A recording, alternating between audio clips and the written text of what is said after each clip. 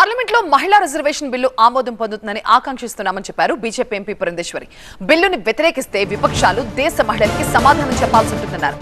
ఎన్నో ఏళ్లుగా ఎదురు చూస్తున్న మహిళలకు రిజర్వేషన్లు దక్కాల్సిన అవసరం ఉందన్నారు. సాంకేతిక అంశాల్ని సాకుగా చూపుతూ బిల్లుకి మద్దతు ఇవ్వకపోతే మహిళలని అగౌరవపరిచినట్లు అవుతుందంటున్నారు. డీలిమిటేషన్ తో దక్షిణాది రాష్ట్రాలకి అన్యాయం జరగదని కేంద్ర మంత్రి అమిత్ షా స్పష్టంగా చెప్పారన్నారు పురంధేశ్వరి. ఇప్పుడు ఇన్ని సంవత్సరాలు మహిళలు నిరీక్షణ చేశారు, మాకు పాస్ అవుతుంది, మాకు కూడా చట్టసభల్లో రిప్రజెంటేషన్ ఉంటుంది అని వాళ్ళందరూ కూడా ఎక్స్పెక్ట్ చేశారు. ఇన్ని సంవత్సరాల తర్వాత ఒక టెక్నికాలిటీని అడ్డుపెట్టుకుని దీన్ని షూట్ డౌన్ చేయాలి అని కనుక అనుకున్నట్లయితే ఇది భారతదేశంలోని మహిళల పట్ల వారికి ఉన్నటువంటి అగౌరవానికి సూచికగా నేనైతే భావిస్తాను. అండ్ ఖచ్చితంగా ఒక చిన్న టెక్నికాలిటీ తోటి దాన్ని వద్దు అని చెప్పడం సరికాదు. ఇన్ని సంవత్సరాలు ఆగినటువంటి మహిళలకి ఖచ్చితంగా న్యాయం చేయవలసినటువంటి అవసరం ఉంది.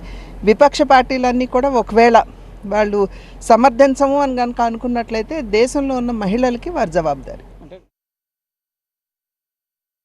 నిన్న చాలా స్పష్టంగా అమిత్ షా గారు చెప్పారు, ఎటువంటి నష్టం లేదు అని.